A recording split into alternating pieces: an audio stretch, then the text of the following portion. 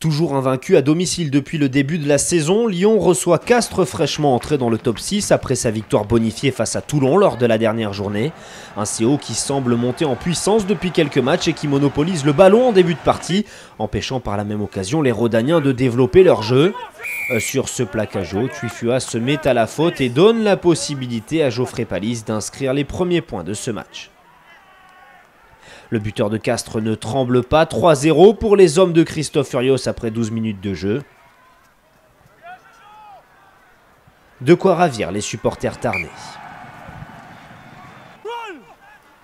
Troisième équipe la plus disciplinée du top 14, le CO fait mentir les statistiques sur cette première période en encaissant 8 pénalités et en concédant un carton jaune.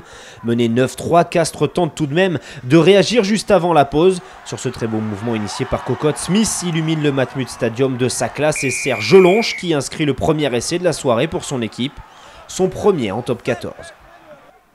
On revoit au ralenti l'accélération et la passe à une main de l'ancien Toulonnais pour son troisième ligne. Castres est mené d'1 point mais repasse devant suite à la transformation de Palisse. Sur la sirène, Michalak redonne l'avantage aux siens, 12-10 pour Lyon à la pause. En seconde période, le Loup tente de ne pas trop se débarrasser du ballon. Mais face à une défense de Castres bien en place, Lyon ne trouve pas la solution et cherche à se dégager.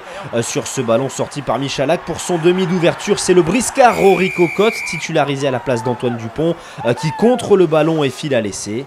Castres prend 3 points d'avance et assomme le Loup. À 10 mètres des perches, la transformation est une formalité pour Palisse. 12-17, les hommes de Christophe Furios prennent clairement un avantage psychologique. Après de nouvelles pénalités réussies par l'arrière du CO, les Tarnais font le break, mais gare quand même au sursaut d'orgueil des Lyonnais. À 10 minutes du terme, les avants ferraillent pour recoller au score. Le jeune Couillou sort rapidement le ballon pour l'envoyer au large. Une passe de plus pour servir Théo Belan. Le centre lyonnais marque son premier essai de la saison et redonne un peu d'espoir aux Loups. Au ralenti, on peut apprécier le bon travail du 8 de devant, la passe rapide du demi de mêlée rhodanien et les crochets impeccables du 3/4 centre avant la conclusion.